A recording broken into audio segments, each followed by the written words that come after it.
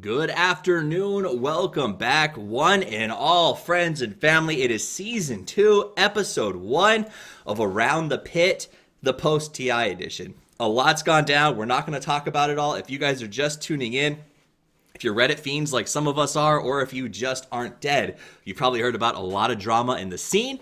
Rest assured, we're going to bring it up. How much they talk about it is really up to our guest today. Before we introduce him, I want to introduce myself because I think I'm pretty awesome. My name is Toffees. You can follow me at Toffees TV. That's about all you're going to hear from me. My sponsors, the guys who make the show possible, are Pro-Built Systems, Asus, and Razer, who do the equipment, and of course, GameLeap.com, the only place where you can learn to play from a pro like a pro. So check them out. Guaranteed to raise your MMR or your money back. I can vouch for that because I definitely have had my MMR lifted to new heights by using their guides. That said, let's introduce our guests here, the stars of the show from left to right, depending on how you're watching the screen. I've got my first guest. He goes by JJ. Some call him Pitmuckle. I don't know what it stands for either way, but he is here today to talk a little bit of business. How are you doing today, JJ? I am great. I'm just looking forward to the show. It's been a lot of stuff happening in the scene. Actually, a lot of things not even drama related, but just generally great news and great tournaments. So yeah, maybe we're gonna keep the emotional things to a minimum this time around. But we're gonna see. We're gonna see how much we got. You never know. And we are talking about tournaments. We're talking about shuffles. We're talking about all of it. Remember, topics are 8 to 12 minutes, so we can get through as much as we possibly can. Our second guest, the man in the middle who used to do stats. Well, I guess he still kind of does if you can find him out from behind the scenes. His name is Knoxville. You can follow him on Twitter. I love your tag. It's just so simple. And he's here joining us in the middle position. How you doing today, sir? Hello, I am very tired. I've been working this entire weekend, and every minute I haven't been working, I've been playing Age of Empires and losing to Gareth and AI. Okay. Well, feels bad, man. Feels bad. The work life. So both, from what I understand, you and JJ have both been incredibly hardworking and haven't slept a lot. So this should be great news for our third guest, Kips, who hopefully is a little more well-rested and ready to take these guys down. She was the coach for Fnatic at TI. I don't know if you found a new assignment yet. I'm hoping so. Either way, she knows her shit, and she's going to share it here today. Kips, how you doing? Doing pretty well. I did have a lot of sleep actually, and I have had a lot of rest in general because season hasn't quite started for me yet. So I am all ready. Excellent. So we're all good. We're feeling great. Quick rundown of the rules before we get this thing started. It's relatively simple. We're just going to talk. We have 8 to 12 minutes per topic because it's around the pit. The winner with the most points at the end of the game gets the Aegis, whatever you want to say. They come back anytime they want to take on their opponents. They can cash that in to come back to life. How do you earn it? You get it by points. The points are on the top of the screen. You see zeros there now. I'll add them as people make good points, make me laugh, or take them away as they say something stupid. Really, let's be honest, it's arbitrary. It's just about having a good time. So that's what we're here for. Let's get right down into the dirty. And I will tell you this, guys, don't forget, there is the caveat that each of you can call for a 1-minute soapbox anytime in the show. You can score points during your soapbox and no one can interrupt you. So if you think you need more time on a topic or have something you want to get off your chest, that is yours to do. The one with the most points gets a 1-minute soapbox at the end of the show as well, and that is not Dota limited. All right, let's do this. So I put to vote at the start of this show, I said, what do you guys want to talk about to the people hanging out in the lobby? We had an overwhelming amount of votes, and 78% of those who voted said, let's talk about the Eternal Envy blog. So as much as I wanted to work a little chronologically in the Dota scene, we're going to go straight into what happened today. EE's blog comes out. Call it a smear, call it a truth campaign. A lot of us, it's hard to say what's true and isn't. We do know Misery just came out with his blog and backed up some of the number claims. But there's a lot to unpack in there. Let's talk about it. 8 to 12 on the clock. What do you guys think? Me too. I mean, okay, I think it's a pretty early story for us to jump into. There's been no time for Kamal or anyone from Secret itself, Puppy, to defend themselves. So we probably shouldn't definitely jump on a bandwagon and say, yeah, NB got screwed, fuck everyone else. But we probably should all just look at what Charlie Yang wrote on Twitter and stick with that, which is always get a written signed contract and like as it stands, that's like the only point which is reasonable.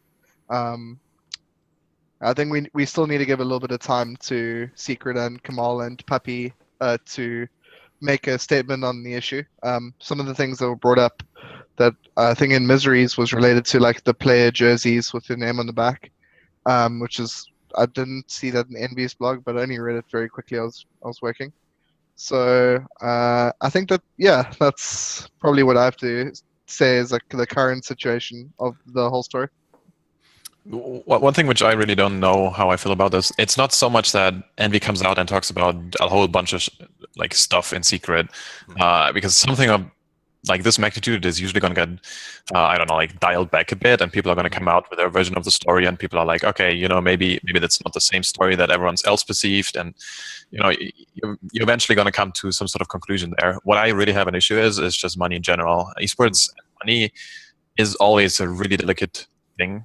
A lot of players have been taken advantage of. A lot of talent has been taken advantage of. Consultants, whatever, everything, right? And why? Because people are greedy fucks. And that's an issue in esports, especially with people who usually aren't native in esports, quote unquote. Like, I have usually problems with people running a business and then coming into esports and they're like, wow, this thing is growing. Let's go, let's throw some money at it and make some easy bucks, right? And that's a huge poison for the scene. And this is where Charlie N comes in with written contracts and very clear, I don't know, like a clear breakdown of all the costs involved that usually would happen. At the same time, however, I can tell you from personal experience that some of the tournament organizers or that some of the people who work in esports aren't going to sign any contract, and they are telling you outright they will not work with you if you want a contract. Yep. This can be a lot. This can be like, I don't know, like tax stuff because they don't want to pay taxes and just tax evade or something. This can also be because they know that's going to be fucks, and that's pretty much it. Now, when you say that, are you talking tournament organizers as well as team owners, or in your experience, is it one or the other? I can only, I don't want to throw shade at people I don't know. So I'm just going to say that from my experience, this has been tournament organizers, yes. Okay. But it's not limited to it, obviously, right? Because team owners have been taking advantage of players since like 15 years in esports. Just look at all that shit from the StarCraft 2, like early days of StarCraft 2. That was some real deep shit. And this isn't, not to say that the secret drama isn't like something that we should investigate and talk about. It's just something that your like day-to-day living doesn't depend on that, because the bottom line is that Envy can still, you know, be okay even if Secret takes 10% or fucks him over with the money, because he's still fine-ish. That's a totally different story from, imagine like you're I don't know, you're like a 17-year-old and you're not getting any sort of money, nothing at all, because the team promised it, but you didn't sign a contract, and then you can't get it. If you're just starting out in this scene, it's incredibly hard. A lot of people, if you're volunteering, you're only getting promises, and you'll never even get a contract. And then when you level up and you start getting contracts, the contract itself will be incredibly, incredibly shitty. You gotta fight for a good contract. And every time you do that, you take the risk that they're gonna say, well, we're going with someone else who's willing to be exploited. Interesting. Yeah, I think that one thing is also like okay, so this story literally broke very, very a couple of minutes ago, hour ago, 2 hours ago.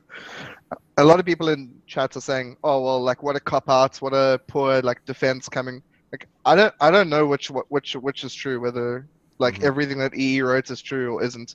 If everything is exactly as EE wrote, then fuck Secret, fuck all of them. Okay? Right. But if not all of it's true or some of it's true, then it might be like a completely different situation.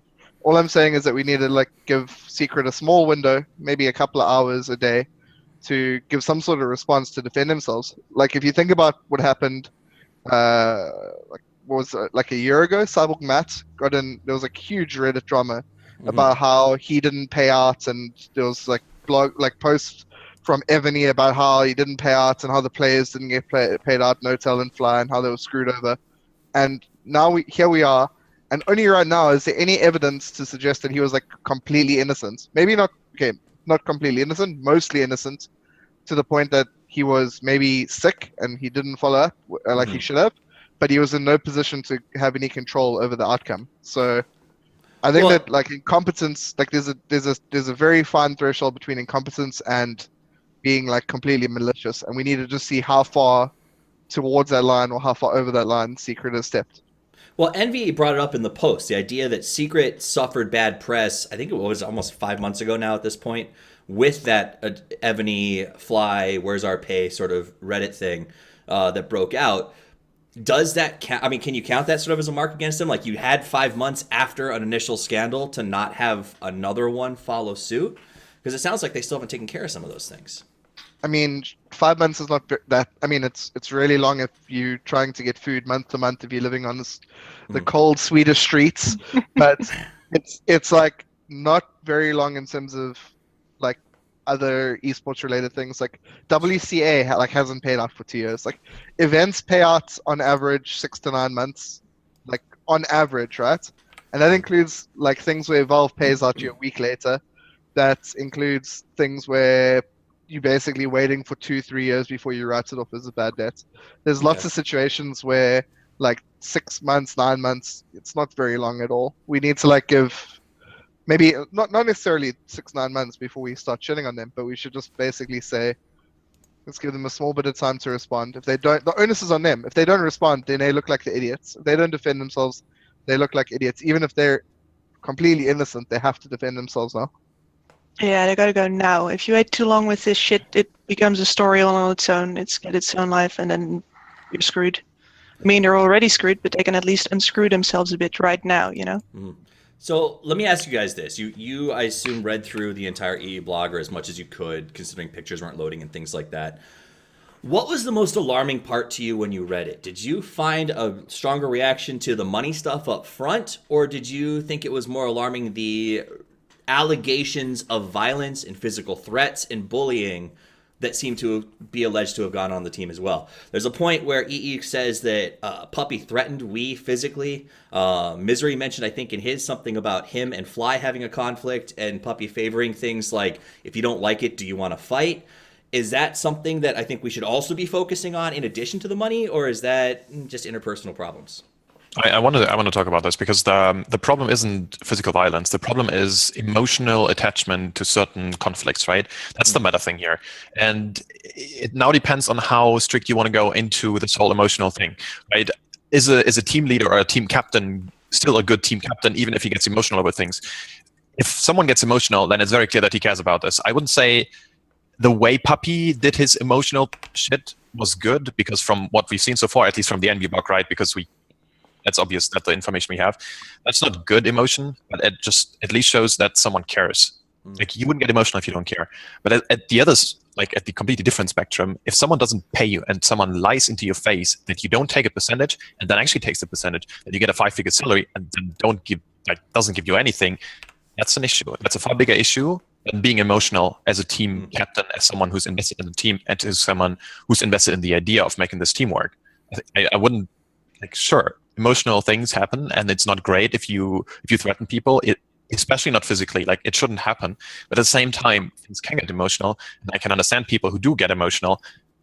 Of course, you have to fix it. But the lying, if there was lies of this magnitude, and Pi still has no idea about them, then that's the actual issue. Like, by far bigger than any emotional shit ever.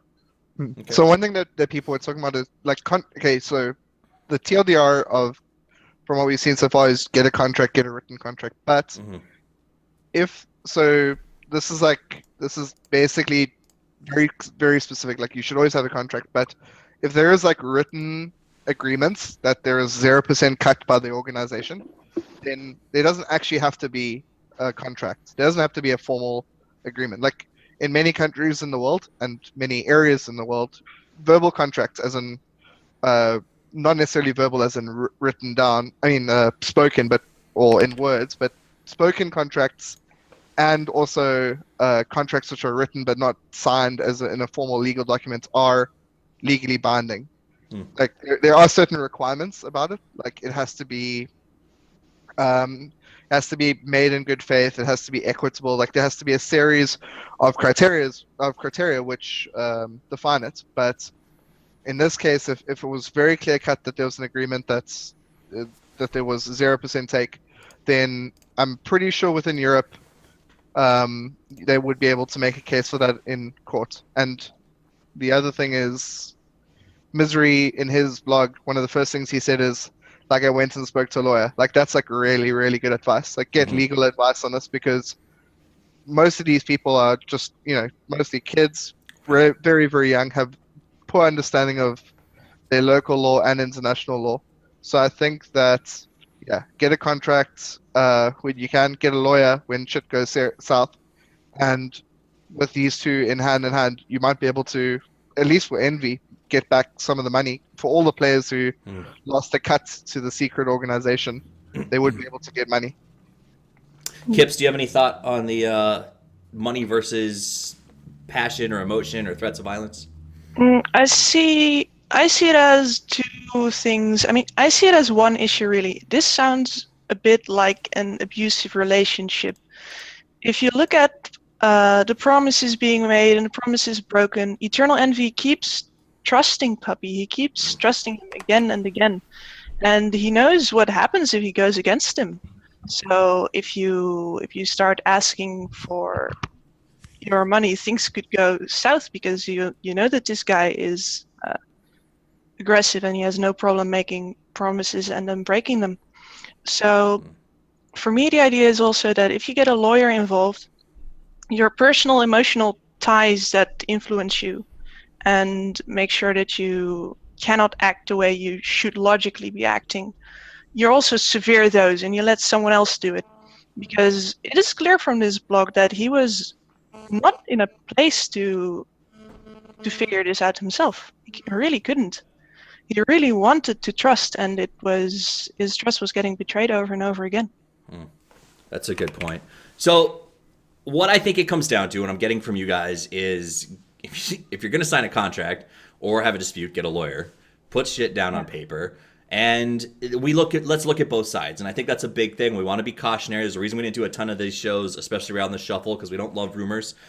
If somebody from Secret wants to come on and give their side anytime, I'm more than willing to listen. I'd love to see a write-up. I want to see something come out. That said, what we have to go on is the money stuff, and it was backed up in a large part by Misery's blog that came out about 7 minutes before we went live. So for those of you who are watching and listening on the podcast, our guests, most of us literally barely had a chance to look at Misery's blog before the show started. So obviously we'll go back and double check that.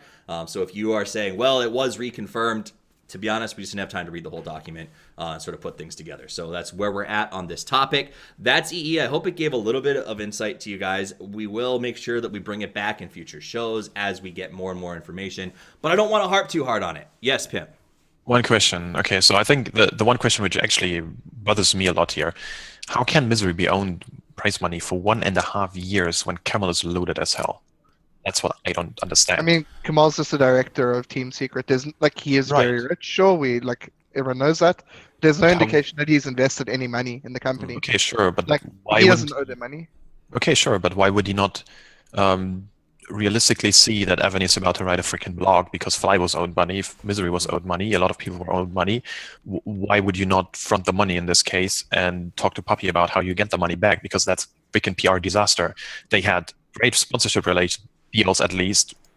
Of course, I mean, they got screwed over by the negotiations, but at least sponsors wanted to sponsor them, so they were doing fine in this regard. And then all this shit PR comes around. I'm sure the next round of sponsors aren't going to be looking at the same secret we were looking at a week ago. Like, I think that's just... I don't think anyone in the world can answer that question except for Kamal. Exactly. So sounds like arrogance to me. But that's the question on my mind. Like, why would you not do that? That's what I don't get. It's also because they don't really care about needing sponsors because they haven't had sponsors, right? Kamal is loaded. They have the cash, so why would they care? Well, I mean, according to E's blog, it's because the sponsors weren't offering them enough money and they didn't want to enter into a crappy deal for themselves or something of that sort. So it sounds like they wanted a sponsor. They just, Puppy kept saying the sponsors are all too cheap. So hard to say. I want to hear both sides. That said, I do want to get through some more topics, so we'll come back to this in the future. Let's put secrets on the back burner and move on to something. We're going to move a little bit more chronologically here. I want to try to get back to the IG scandal, but it's a little similar to what's going on here in a different way, though. Let's talk about, real quick, there was a huge change to the shuffle this year, right? The way that they changed releases and pickups for players. It was a lot longer. It was a drawn-out process. I want to know, what'd you think? Did it work? Did it do what the players in Valve wanted to see happen? I think it definitely worked for most of the people. And the big case of it not working was pretty much every Chinese organization which banded together and said, well, Valve are bringing in all these new measures to protect the players, but that's not in our interest. So we're going to screw the players over and release them all just so we can contract as if the change didn't happen. So it's an indication where basically, yeah, like the organizations took any power that Valve gave to the players and said, screw you. So for those of us, treat us like we don't, a lot of our listeners aren't super heavy into the China shuffle. This was sort of a behind the scenes thing. What do you mean when you say China sort of screwed the players? Okay, so basically, in the past, there was a deadline, and Valve said, go away and go sort out your teams however you want to sort them out, and come back to us by the specific date of the team that you want to have registered for the major. If you make any changes from this team, then you have to go through open qualifiers. You're no longer eligible for direct invites. So all the teams went away and did this, and and a couple of situations arose where the players themselves, because on teams you don't necessarily have like Jack Etienne and Sunsfan don't decide the squads necessarily of Cloud9 and of DC. It's the players that are making the decisions. So what you had is right after Shanghai Major, where Secret won, Secret decided to kick two of their players, Weeha and Misery. And this was a shock to many people, but to some people who knew beforehand, this was premeditated. Like, this was planned before they even flew to Shanghai. It was going to happen. They were going to kick them. Okay, whatever. They happened to win, so it looked like an even bigger shock. So what Valve said, and this was after a lot of good community suggestions, they're going to introduce two different dates. So they're going to basically say, if you want to leave your team, you have to leave by a specific date, and then a little period of time later, if that's the period in which you have to rejoin. So a situation like DC, what happened to Weeha and Misery being kicked 4 days before the major, or before the roster lock, wouldn't actually happen. And the response was pretty good by everyone. A lot of organizations used it. It just forced transparency, basically. If you ascribe to the system, saying if you leave if you leave by a specific date, then that's all good and proper, and we know that those are free agents, so that you have a period of time to look for an alternative team. What happened is all the Chinese teams during the roster lock kicked all of their players.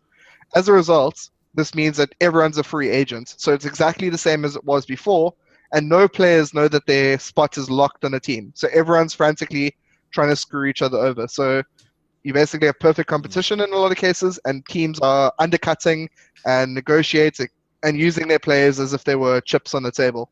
And this might potentially have led to many players getting screwed over. We don't actually have enough information to see whether they did or didn't, but the decision to do what they did is in themselves screwing over everything else. Okay. Guys, do you have a take on this, Pimp or Kips? Yeah, just 10 out of 10 story Nox. That was great. Thanks. Yeah, it's basically everything you need to know about it. Fair. So you guys do have relationships with players and organizations outside. What was the general response from them? Do you think that they were happy with the way that this sort of worked out for the most part, or is it going to need to be restructured again next time around? I'm sure it did, right? I mean, we didn't have these last-second idiotic calls. I mean, I'm sure Tom of DC can talk about this for hours. This whole drama with DC and EG, that was some next-level shit. This didn't happen this time around, so that's good. I'm not sure how concerned I'm about the Chinese scene pulling the exact thing that Nox was counting on. I don't think that's going to happen again. And if it will, and Valve is going to possibly step in, I'm not sure how much they're going to do this, but it's definitely not in their interest, right? Valve has shown very clearly that they want to protect the players, and protecting the players exactly like it worked in the Western scene, as long as the orcs didn't fuck up or like screw them over in a way. But at the same time, I'm not sure how much damage was actually being done there in this one case. So I don't think anyone can say this, because we're not a Chinese team and we're not inside a Chinese team, so we can't say that they actually screwed them over. Or if maybe the other way around would be if the players made completely unreasonable, I don't know, like requests, right? I mean, suddenly they wanted like 5 times as much money or some shit. Like, who knows? Maybe that happened. We don't know. So yeah, it goes both ways. It's not a one-sided coin. I think one of the things that I'd like to know is in the West you often see that if a team can't get the squad together that they want to have, they'll just start that squad on their own without an actual organization behind it, and then they'll fight themselves back in, or not. That happens Well, too. that's what India was going to do with his organization was going to be Secret NA before the Yeah. drama. Like that would have, that seemed like it would make a lot of sense. Yeah, so how big is the chance of a Chinese team doing that? Like, if the Chinese orgs all kick all their players again, like, is it possible for a Chinese team to do the same, or is actually their organizational structure an extra hindrance to doing that? Are you asking me? Anyway, sorry. I am sort of losing my mind with who Tom is. I guess I have to ask that, Pimp. Who's Tom? Tom is the co-founder of Digital Chaos. No, Tom is Sunsun's middle name. No, just Tom from MySpace. Exactly. So I think we got through the shuffle stuff for the most part. I didn't think it was that. I mean, there was some stuff going on, a lot of rumors. It seemed like it was more about rumor mongering than actually interesting things kind of going down as often during the shuffle. The players seemed to have a lot of fun with the fans with some of the trolling that they were doing on Twitter. But I think that was about it. And now that takes me to a big event that was announced a lot later than some people thought it was, and that is the Boston Major. The format for that is, I would say, a bit unique compared to what I expect to see from Valve events. It's a one and done sort of thing. What do you guys think about the format? Is it the right call? We don't know the whole format. We only know the playoff format. Gotcha. The group stage format hasn't been announced. It could be groups. It could be Swiss. It could be anything. There's like a lot of options. Okay. I know that the first thing I thought was like, oh no. It took a while for me to calm down, and there's upsides, there's downsides. I'm really curious what it's going to do to how do you say it? A tournament. If you do the playoff phase like this, it's going to produce a different winner in a lot of cases. It rewards a different kind of team because something like EG does. Yeah, exactly. EG is always favored when they get to play the same team again, and you don't get that second chance right now.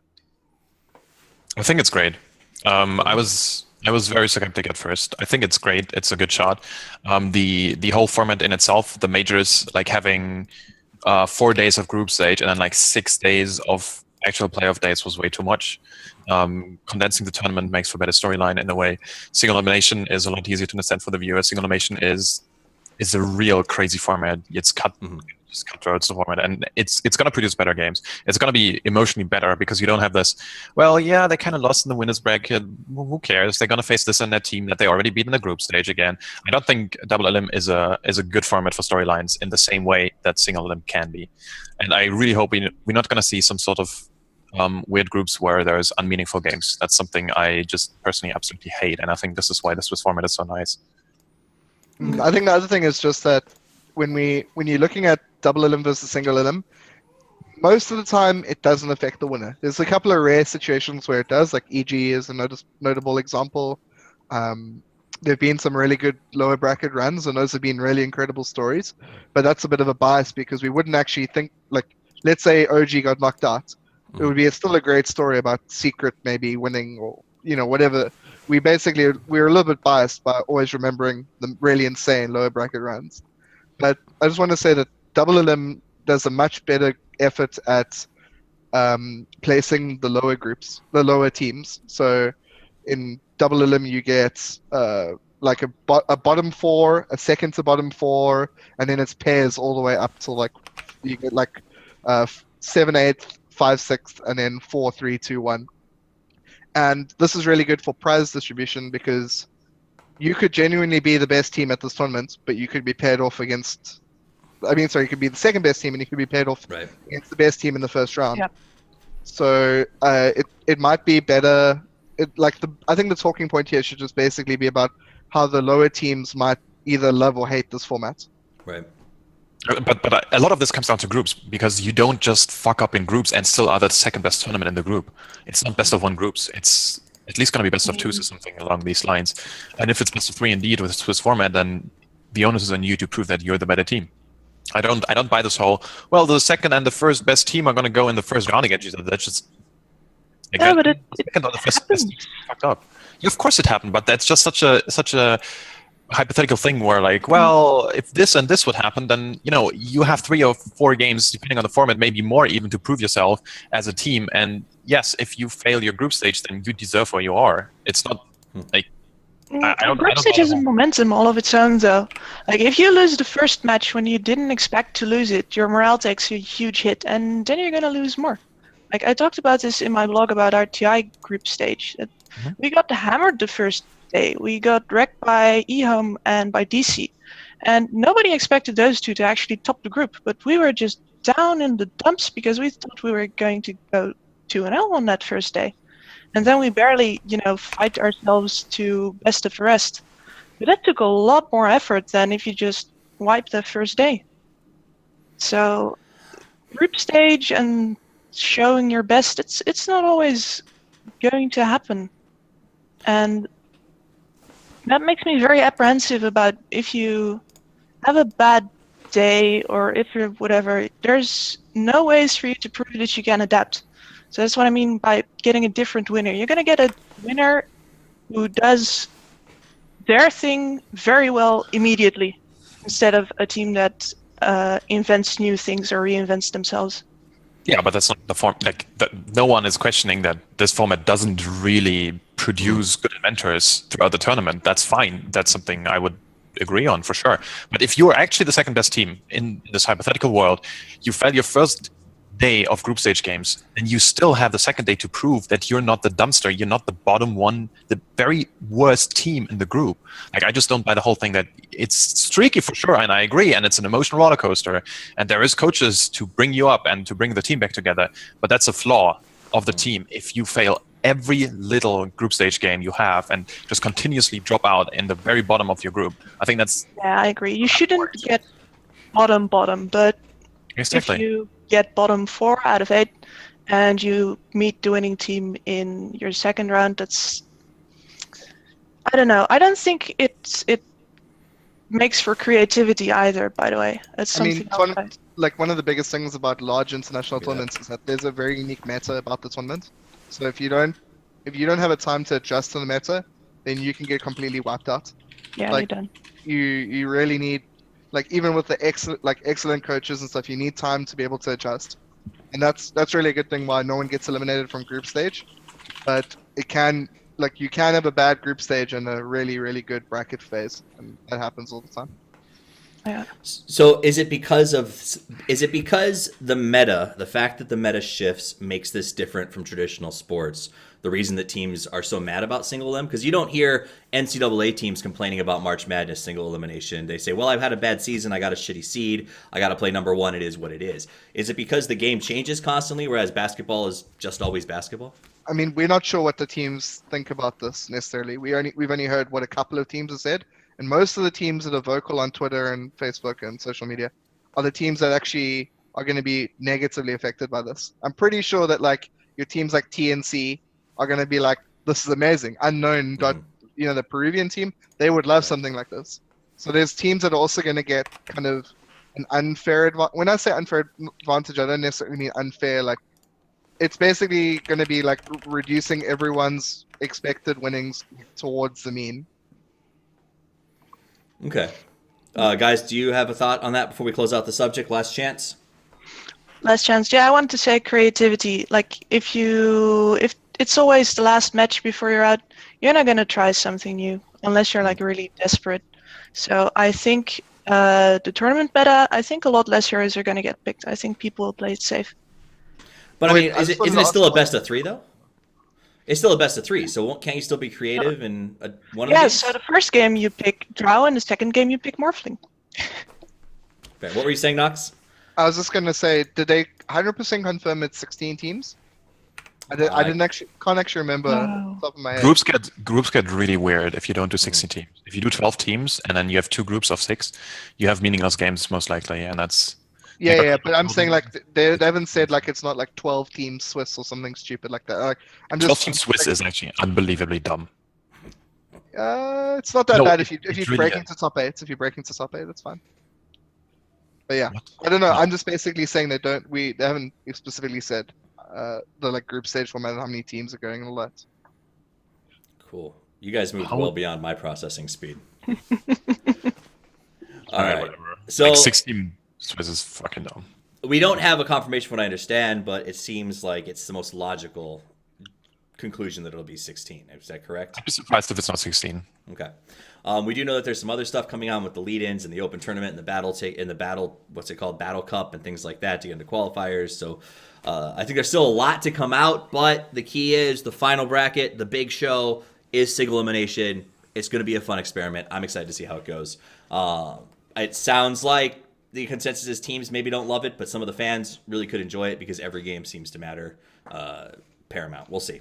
All right. That said, let me ask you quickly about MDL. It was the first major tournament after Shuffle, which really makes it relevant. What did you learn? Anything from MDL? Do you have takeaways? Do we have a new top team, or are we still sort of in flux? Like any team that would have won MDL would have won the first big tournament with their new roster because all the rosters were new. So I'm like, all right, that was good to see how the strengths sort of are, but I wouldn't take anything big away from it. Okay. Everyone was adjusting.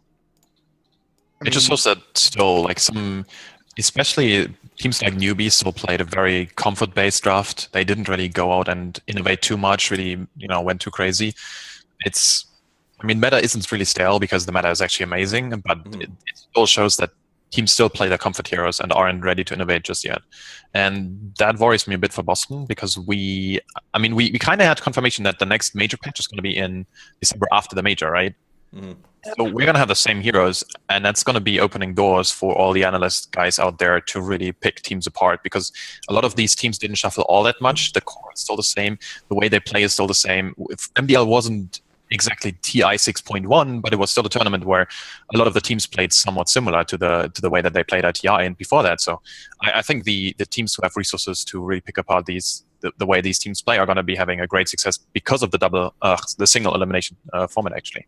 Yeah, I am really happy with MDL. A lot of the big names were there, and they showed a lot of what it's going to be like playing against our new rosters. So I'm interested to put it to the test. It pretty much cements the invites because there's no more lands now coming up. So Wings and DC, Wings made 0 changes, DC made 1 change. Newbie EG seemed like the 4 locks, 100%. And then the question is how many invites are there? If there's 6 invites, then probably OG and Liquid as the other 2. It's basically our only significant results. I was a little bit disappointed by Vici. I thought they would do a little bit better. Very I thought they would come top 3, but they flaked out. All the other results were like mostly expected, I think. OG, there was a question mark next to OG. Like, would Anna perform? How would he perform? There was a lot of hype for when he subbed for 530 on IG, and there was a lot of hype about how good he was, but a lot of the analysts that I spoke to also said he made a lot of key mistakes. So there was a big question mark, and that's kind of been ticked off. He played really well, and probably well enough to get them into a direct invite if there's 6 invites. So. Okay. No invites for Fnatic? Man. It's never invites for Fnatic. You guys just got Navid in. That was so good. Yeah. Got to earn it every step of the way. That was great. Speaking of major tournaments, because I want to try to get through I want to try to get through as much as we can here. There was a big discussion when Boston Major was announced, and that was Dreamleague needing to theoretically lose teams or reschedule or figure out what to do with themselves. BTS apparently had a contingency plan already in place for the summit. Do you have any thoughts on this sort of surprise, Boston? So just imagine you make a tournament, right? And you make a really big tournament, and you have like a really big budget, and you want to make a venue happen as well, a really cool venue so people actually watch your tournament. Mm-hmm. And then you think like, okay, so where are we going to put our tournament? And then you open up the calendar and you're like, okay, there's this tournament, there's this tournament. This looks like a great spot. You book the venue, you book all the talent, you book everyone involved, right? You give the teams a heads up, look guys, we're going to make this amazing tournament. And then Big Papa Valve comes in, surprise, and you're just going to get absolutely wrecked. Isn't that great? Isn't that Dota? I just love this.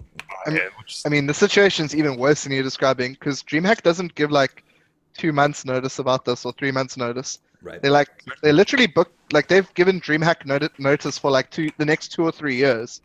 Like people know exactly when DreamHack is going to be, and DreamHack have been very nice in the past. The previous DreamHack finals was moved away from the DreamHack weekend to the Monster Studio because it would clash with ESL Frankfurt. So that's like a situation where we have all these big events, and all they need to do is communicate with each other and not be dicks.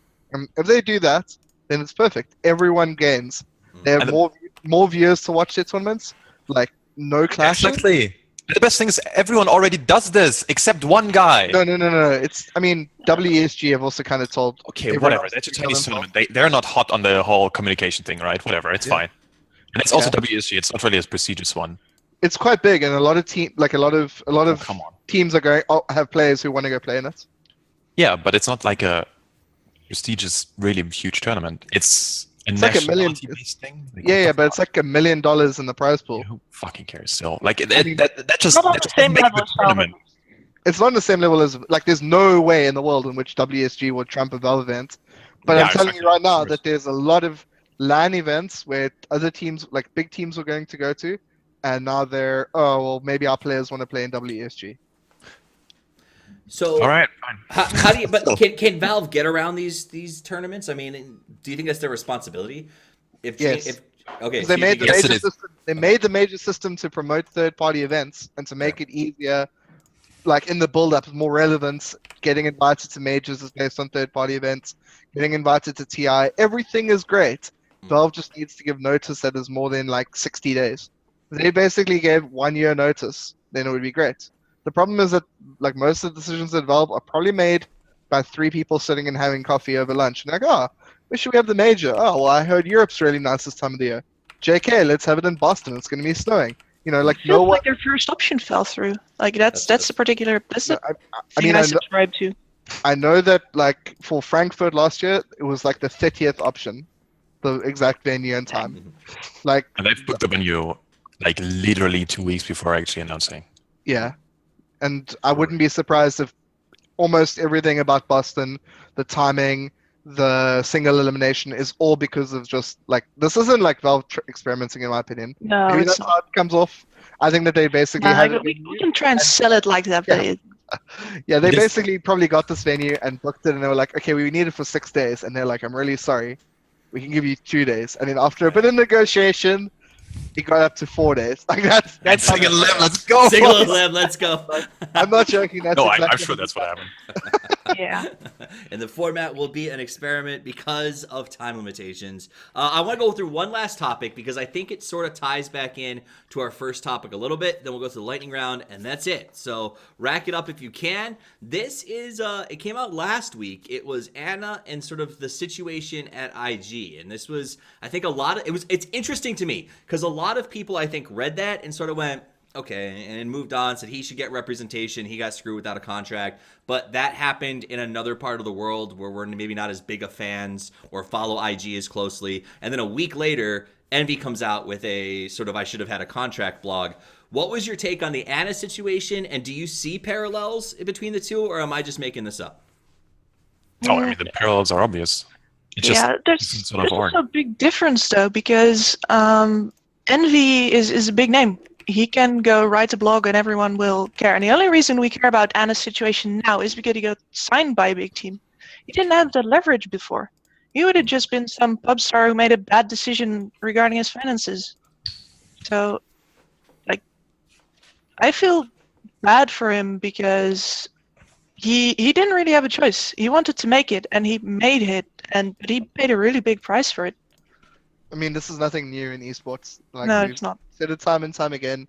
Like, one of the first documentaries I ever watched in esports was like, it's called Frag, and it's about like Counter-Strike and stuff, and it's from like 99 or 2000, and one of the primary topics in that and e-athletes, which was like released at a similar time, is literally about players getting screwed over. It's like literally big organizations pulling their marcos out and just trying to speed game their way, like trying to like promising to reimburse players for travel costs, promising players money and salary, and just screwing them. It's like nothing's changed. The players are still pretty young, gullible people who believe the best in this man who comes along and says he'll give them 5-figure salaries every month. Like, it just Right. same story, different times. You know, the really thing to take, like the actual thing to take away from this is actually amazing though, because people actually stand up now. Yeah. They're fucking done getting ripped off every time, and that's such a huge deal for esports. I don't think People so. No, I'd be willing to bet you in the next year we're going to hear a story about some other organization, big organization, screwing over some player. Of course, and that's fine because that's not what I'm talking about. I'm talking about people actually getting screwed over and then coming back out and are like, oh, by the way, these guys are real assholes, right? This would have happened 2 years ago, 3 years ago, because people were like, oh, if I do this, then I'm never going to work with these guys again, and I'm never going to go on a team with this guy and all that shit, and everyone is going to get oppressed by certain people in the scene this way, and that won't happen in the same level of magnitude anymore. Like, that's happened like literally like a huge like every NV blog post event is literally flaming a person or flaming an event or giving good feedback, and I think it's not going to change. I think we're going to carry on seeing this over and over. I mean, I think I still think we're gonna. Sorry, Sophie, 1 second. I'm still pretty sure we're gonna see more though. People are still gonna come out and be like, okay, these guys are shady as fuck, and people aren't gonna be afraid to come forward and actually tell their story. Yeah, it'll most likely be in like batches, like we saw here today. We saw Envy come out and Misery came out straight away and backed him. Like, we'll see more situations like that, but I don't think it's necessarily like going to stop the actual problem. We need to do something. Kip, I want to hear from you on this one, Kip. I heard you try to jump in there. What do you got? I mean, this is kind of what I got. Like, I'm a firm believer in that talking about it is important, but you got to feel like you can at least come out with this information.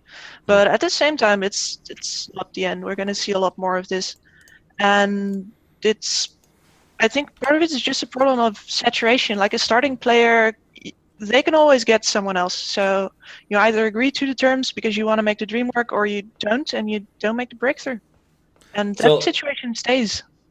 I think that it's a good point that EE put in his blog. Envy said, I was having trouble getting answers till I changed my Steam name to Blog Boy, which sort of, I think, speaks to your point, Pimp, Muckle, that people can now have the chance to speak out and have a little bit of power. My question to you is this now.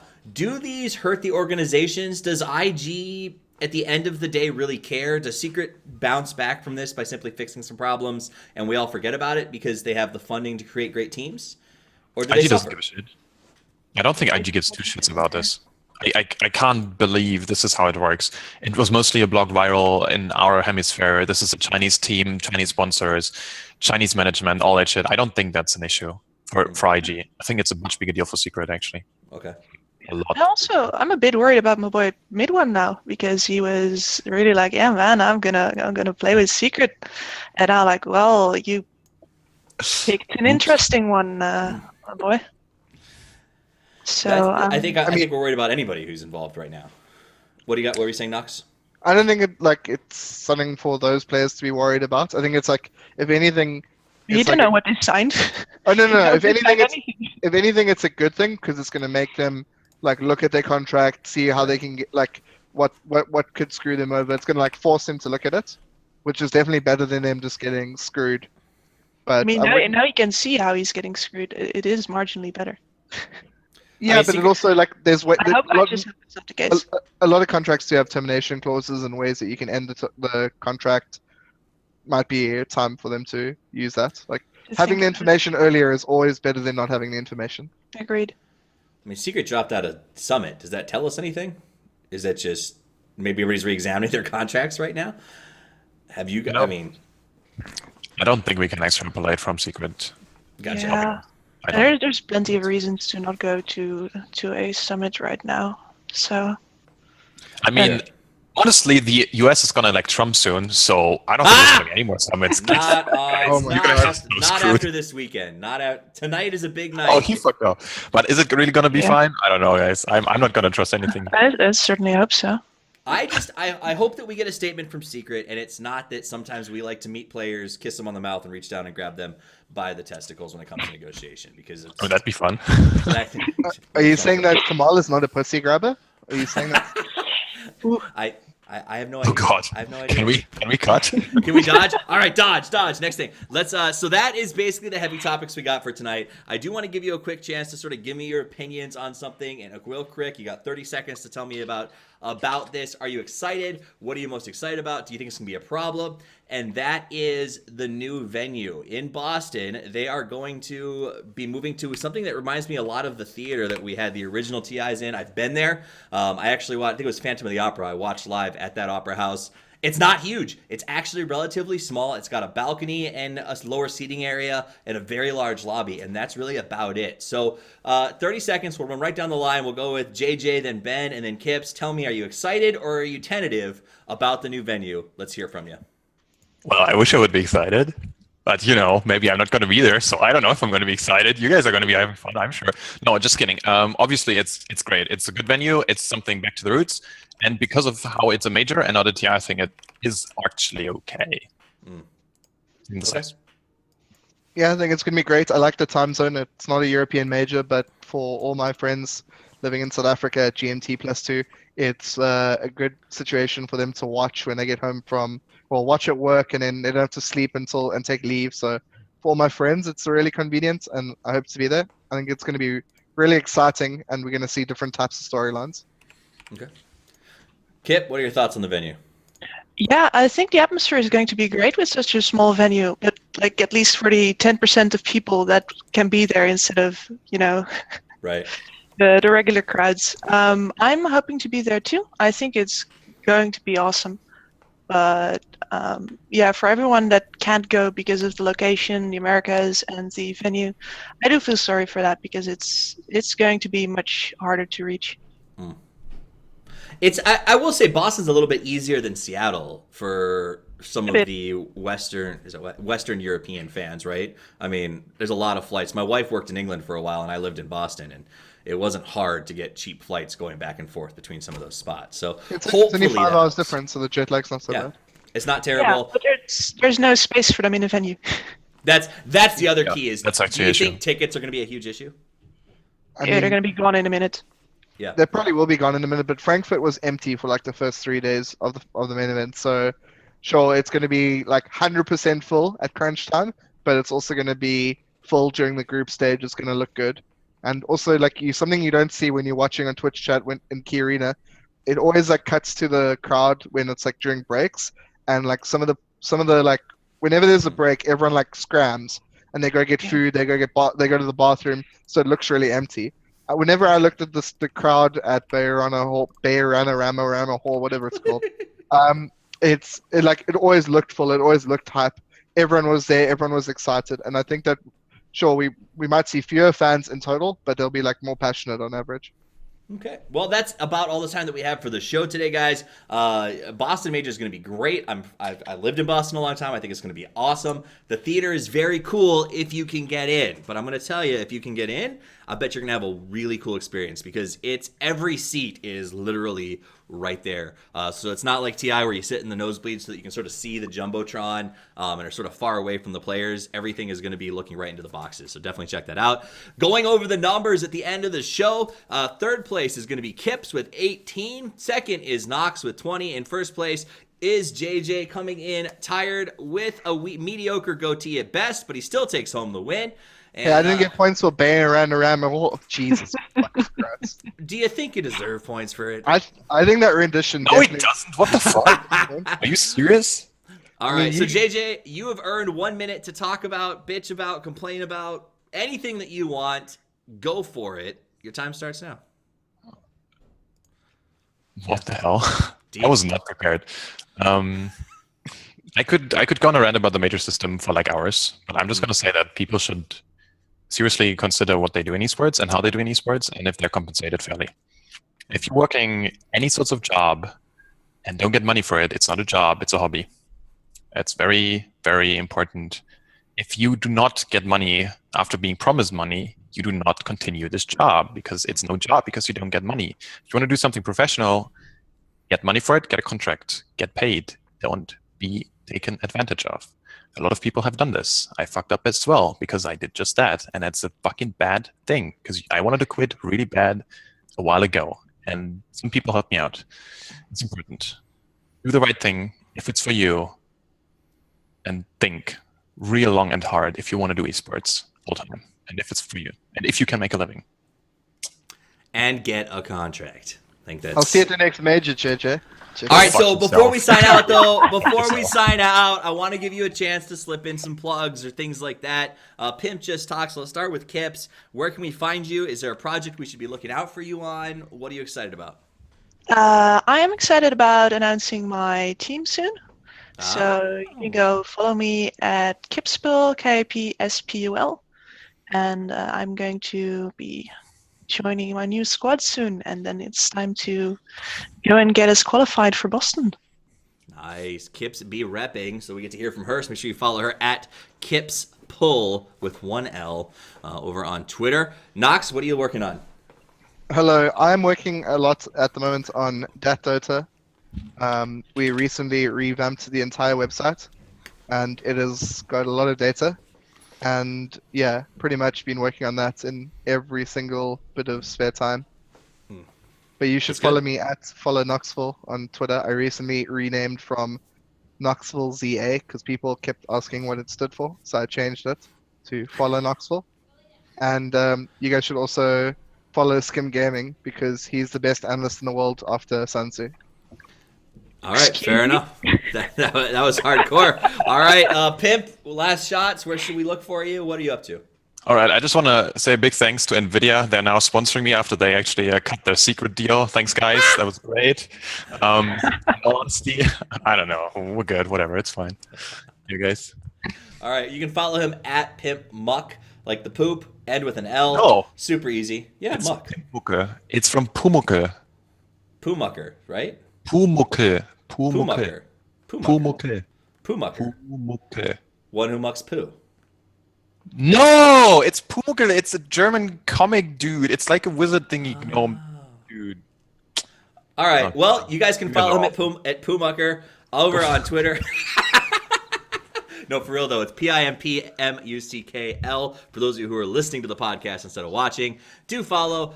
If you're into tech and streaming, this guy knows his shit and has all kinds of great information that can help anybody make their stream better. So that's definitely I have no if appointments other open. reason, Don't worth a contact follow. Yeah, don't contact him, but you can. If listen to I this just for have free no stuff. time right now. In a week or so. Again. Definitely read the articles. Guys, my name's Toffees. You can find me at Toffees TV. A big shout out to Razer, to Asus, Republic of Gamers, and to Bro Built Systems, as well as, of course, our big lead right now, GameLeap.com, where you can play like a pro from a pro. And now that's 6K players plus make guides that are updated with the patch. Apparently, they have not a lot of work to do this month because the patch is pushed all the way back to December. But as they come out, they're updated almost instantaneously. So it's a great way to sort of get ahead of the heroes on the MMR curve. Thanks for tuning in. I hope you guys had as much fun as I did. And as always, Toffee's out.